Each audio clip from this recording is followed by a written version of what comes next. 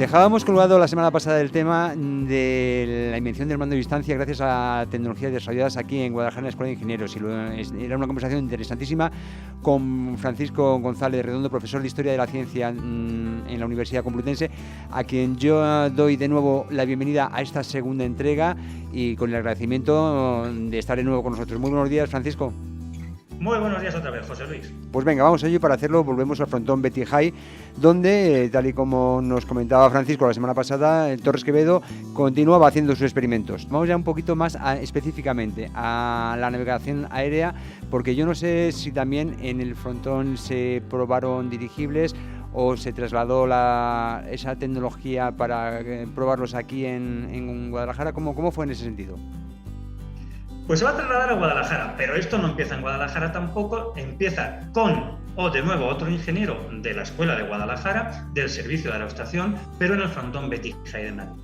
Porque si ya en el año 4 se ha contratado a Antonio Peláez, tenemos ya el telequino, pero claro, si ya tenemos el telequino, ya podemos teledirigir aeronaves. Ahora hace falta construir la aeronave, hace falta construir el dirigible. Ajá. ¿Y qué va a hacer Torres Quevedo? Pues en el Ateneo de Madrid, donde le apoyan mucho, está el coronel Urdaiz.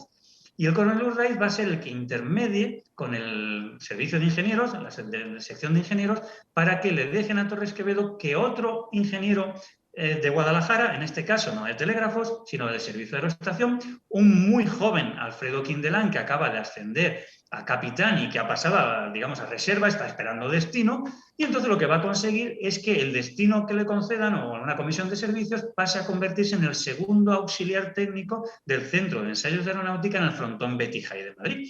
Y entonces, en febrero o marzo de ese año 5, se integra y es al que le va a corresponder, como especialista en globos que es, construir el primer dirigible español.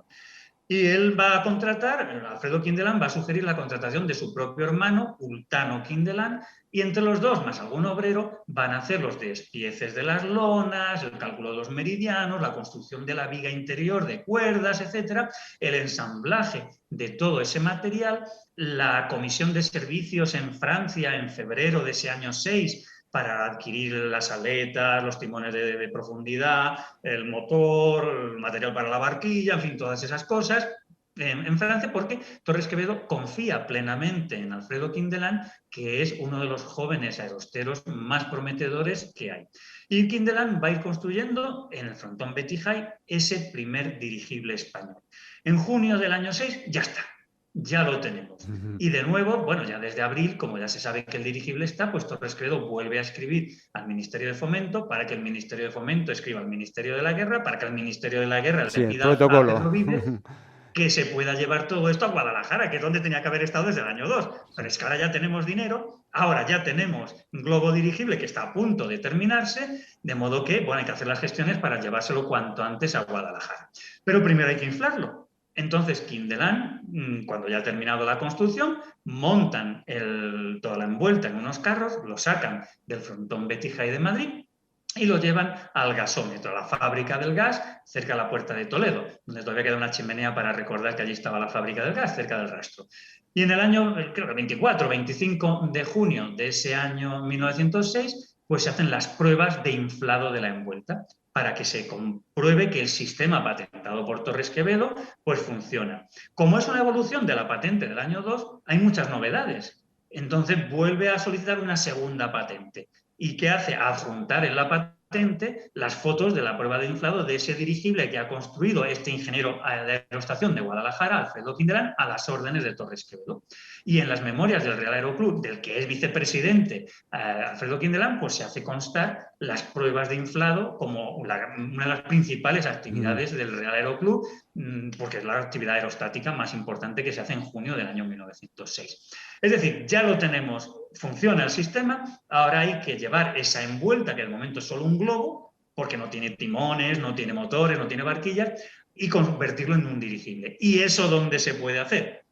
Pues aquí. En Guadalajara. Eso solo se puede hacer en Guadalajara. Con lo cual, ya Vives ya sí da permiso porque ya entiende que hay fondos para que, claro, la producción de hidrógeno cuesta dinero, Si hay que utilizar a la tropa de aerostación para ayudar en las maniobras, pues eso cuesta dinero.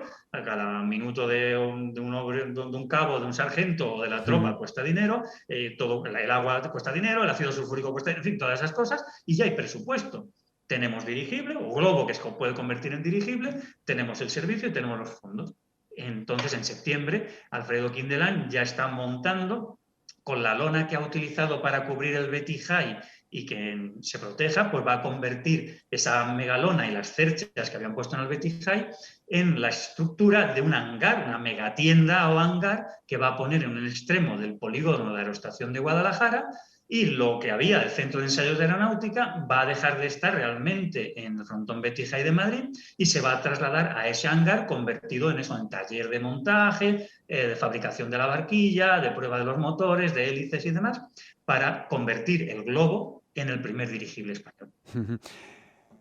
Tremendo. Estos desarrollos que no, bueno, los que estamos ajenos a esta historia de la tecnología aeronáutica, pues se nos escapan, como no puede ser de otra manera. Una pregunta, Francisco, en este primer dirigible se instaló el telequino para poder hacer las pruebas desde tierra sin riesgo. Este dirigible tenía 640 metros cúbicos. Los dirigibles, en realidad, para los oyentes, dos claves, no me voy a poner pedante, en realidad no vuelan. Lo que hacen los dirigibles es flotar, utilizando el principio de Arquímedes. Entonces, con 640 metros cúbicos, más el peso de la envuelta, más el peso de la barquilla, para conseguir que eso flote, pues, en fin, no tiene mucha capacidad ascensional. De modo que si le pones al piloto, pues vale, vas a conseguir, soltando todo el lastre, que se mantenga como a 100 metros, pero ya no le puedes montar nada más. Vale. Una persona, bueno, digamos que pesa 80 kilos, 75 kilos. El telequino pesaba como 300 kilos. Es decir, con ese dirigible no te da para montar el telequino y poder que funcione. Ese primer dirigible además va a dar problemas, se va a demostrar en las pruebas que hicieron en septiembre del año 7, que la envuelta era porosa, entonces había que cambiarla por una más pesada. Aumentaron el volumen a 960 o 980 metros cúbicos, pero aún así da igual, porque no ibas a conseguir levantar los 200 y pico kilos o 300 kilos del telequino. Aparato. Claro, entonces, en realidad ya no hacía falta, porque no iba a explotar, ya los motores eran suficientemente buenos y realmente las pruebas no hacía falta hacerlas teledirigiendo, porque ya había demostrado teledirigiendo un barco, teledirigiendo un coche, teledirigiendo otro barco, que estaba resuelto el problema. Es decir, que tenemos que ser serios y sinceros, no se probó el telequino en el dirigible. Por la correspondencia que yo he manejado, el propio Quindelán le planteaba a Torres Quevedo en ese septiembre del año 7, bueno, primero, Quindelán quería pilotarlo él. No quería que lo pilotase ni Peláez Campomanes ni nadie desde tierra. Dice, no, oye, yo soy un aerostero, yo lo que me quiero es montar. Y en el archivo provincial de allí de la Diputación, pues tenéis imágenes de Alfredo Quindelán montado la barquilla. No se montó. Torres Quevedo dice, niño, bájate de ahí, que esto vamos a probarlo en el año 7, pero tú no te vas a montar todavía. Ya en el año 8 sí, en el año 8 sí se montaron Quindelán, Vives, Torres Quevedo y otros oficiales que estaban por allí, como Pintos y otros, ¿no? Pero no se llegó a teledirigir, entre otras cosas, por el problema de la capacidad ascensional que tenía, la pequeña capacidad que tenía ese dirigible, porque claro, 960 es mucho dinero, pero tú construir uno de 3.000 o 4.000 metros cúbicos para que pueda levantar el telequino y algún piloto mucho también. Más y sobre todo teniendo en cuenta que dices, bueno, pues es para una prueba experimental que a lo mejor dices, pues no da el resultado esperado y nos hemos gastado un pastizal en hacer Pero bueno, en cualquier caso, a raíz de todo este desarrollo es cuando el genio Leonardo Torres Quevedo ya sentó las bases, vamos, y los desarrollos para un incipiente manejo, ¿no? A distancia de dispositivos, como decíamos antes, como de coches, como de barcos, como de los drones o cualquier tipo de maquinaria a la cual tengas que dar una serie de instrucciones y órdenes complejas y diferentes, pero que en base a aquellos trabajos es cuando se comenzó a pensar, a telepensar, ¿no? Para teledirigir, ¿no? Claro, pero no porque lo diga José Luis o porque lo diga Paco González, sino porque hoy está reconocido mundialmente. Claro. Porque el Instituto de Ingenieros Eléctricos y Electrónicos de Estados Unidos, lo que llamamos el IE cubo, porque es el IEEE, tres veces es, pues desde el año 2007 concedió un milestone a Torres Quevedo por el telequino. Y lo que dice en el decreto que está en una placa en bronce de concesión es que Torres Quevedo patentó en 1901-1902 un sistema que llamó telequino para poder realizar estas operaciones de teledirección de aeronaves sin arriesgar vidas humanas, ¿no? Y que sobre todo la frase importante que está grabada en, ya digo, en esta placa en bronce es que con el telequino Leonardo Torres Quevedo estableció los principios operacionales del moderno sistema de control remoto sin cables. Es decir, el mando a distancia. El mando a distancia no es de Tesla, no es de Branly, no, es de Torres Quevedo, es de un español que quería resolver el problema de la navegación aérea. Pero tú lo has dicho hace un momento, en estas palabras que estabas diciendo, es que Torres Quevedo tiene la concepción global por los manuscritos, y que Claro. lo veis en mis conferencias que están en YouTube y demás, que los pongo en público para que se vea. Torres Quevedo tenía muy claro lo que había inventado. Dice, si yo puedo teledirigir ese dirigible, pero ¿qué pasa si además a ese dirigible le pongo termómetros, barómetros, manómetros, brújulas, o sea, montones de dispositivos para que sea el propio aparato volador el que reciba información del exterior a través de todos estos aparatos? Entonces no es solo que yo lo pueda teledirigir, que puedo con el telequino, es que el propio aparato puede tomar decisiones él solo y autodirigirse en función de todas esas impresiones. Eso es un dron en el siglo XXI.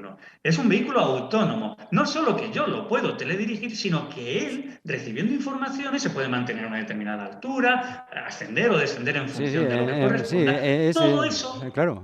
Todo eso lo tenía Torres Quevedo escrito ya A veces uno y piensa, digo, demostrado con modelos de demostración de telequino. ¿qué habría sido? Mencionas tú a los Leonardos, al florentino Leonardo da Vinci o a Torres Quevedo. A veces uno piensa, digo, si hubieran nacido en el siglo XX y se hubieran encontrado con el desarrollo tecnológico que ya se dio en aquella época o en el siglo XXI, ¿qué no habrían inventado? Teniendo en cuenta todo lo que inventaron con los medios que había. Interesantísima historia la que nos ha traído Francisco González Redondo, profesor de Historia de la Ciencia en la Universidad Complutense, y que nos sirva pues porque una vez más mucho me temo que es un genio español que es más conocido en el extranjero que en España, o que en España es muy poco conocido, mejor dicho. En fin, vamos a ver si con este tipo de programas, con este tipo de modos de divulgación, damos al César lo que es del César y no sé, sabemos valorar en la justa medida pues el talento. José Luis, me gustaría decir algo. Sí. Es que no estamos hablando, yo estoy hablando ahora de Ciudad Real, pero puede estar en Madrid o en Barcelona, Sí. pero es que estamos hablando de Guadalajara Sí. y para Guadalajara. Y esto se hizo en Guadalajara en gran parte y sobre todo con personal de Guadalajara. Es decir, que aquí la clave es que Guadalajara entienda que esto es patrimonio de Guadalajara y que esto hay que difundirlo en y para el resto del mundo desde Guadalajara. Que este año es el de la conmemoración del 125 aniversario de la creación del Servicio de Aeroestación Militar, pero que esto es mucho más que esa conmemoración de un servicio para globos aerostáticos. Y que Guadalajara tiene que reivindicar la paternidad, maternidad, como queramos llamarlo, de toda la aeronáutica española. Porque hasta lo que se hizo en Madrid, en el Centro de Ensayos de Aeronáutica Torres Quevedo, en el Frontón Betty High, se hizo con ingenieros de Guadalajara. Y esto tenemos este año esa motivación. Y me estás diciendo que no hay ningún evento, ningún acto para reivindicar todo esto, o cuando menos para conmemorar ese 125 aniversario de la fundación de la escuela. O de la fundación, no sé si de la escuela o del servicio de aeronáutica. Vamos a ver, el ayuntamiento ya me invitó para que como prólogo a todo lo que se pueda organizar este año, en diciembre, pues anunciase que teníamos todo un año para hacer cosas. Yo entiendo que estarán trabajando porque lo aprobó el ayuntamiento, el pleno municipal, lo aprobó por unanimidad, que había que organizar eventos, actos. Pero lo importante no es que hagamos cosas puntuales, efímeras, sino que finalmente se institucionalice, se establezca ese museo que necesita Guadalajara, que sea el Museo de la Aeroestación de Guadalajara, cuna de la aeronáutica española, a partir de la aeroestación. Pero que es de la aeronáutica española completa, porque todo empezó en o desde Guadalajara o con personal de Guadalajara. Porque cuando Torres Quevedo está en Guadalajara, toda la aeronáutica española ya sí está en Guadalajara entre el año 6 y el año 8. Es decir, la aeronáutica nace en Guadalajara y Guadalajara se merece un museo que se llame así, Guadalajara, cuna de la aeronáutica española. Tenemos en 10 meses por delante, antes de dejar pasar esta fecha tan significativa, estos 125 años de, no sé si, es de la fundación del tema aeronáutico, ¿no? De la creación del servicio de aerostación, que fue realmente el punto de partida de la aeronáutica. ¿Por qué? Porque cuando el ejército crea en 1913 ya no el de aerostación, sino el servicio de aeronáutica militar, aeronáutica ya es completo. ¿Y dónde lo crea? En Guadalajara, dirigido y desde Guadalajara, porque lo pone, es digamos la ampliación del servicio de aerostación, que se convierte en servicio de aeronáutica. Es decir, que institucionalmente incluso es que está reconocido, no que fuese la aerostación, claro que fue, tuvo que ser al principio aerostación, pero era la aeronáutica toda desde Guadalajara. Efectivamente, porque sí, que dependía de Guadalajara. Empezó siendo un desarrollo militar, pero que vamos, que los primeros aviones que volaron fue a raíz de los estudios aquí en Guadalajara. Como decía, tenemos 10 meses por delante para ver qué pasa, para ver si se hace algo. Aquí a los medios me parece que no nos ha llegado ningún tipo de notificación al respecto, salvo aquella presentación de diciembre que has mencionado. Y la verdad sería muy triste que no se hiciera esos reconocimientos y, por supuesto, ese imprescindible museo de la aeronáutica aquí en Guadalajara como cuna de esta disciplina. Sería muy triste que pasara esta fecha y siguiera sin salir adelante. No tenemos tiempo para más, pero yo ya como decía en el encabezamiento de la entrevista, yo voy a seguir tus pasos, vamos a seguir dando la lata en ese sentido y, por supuesto, conociendo mucho más del vínculo de esta ciudad, ya no solo con la aeronáutica, sino con todo tipo de ingenierías que desde aquí se desarrollaban. Muchísimas gracias, Francisco González Redondo, profesor de Historia de la Ciencia de la Universidad Complutense, y hasta la próxima. Hasta la próxima, José Luis.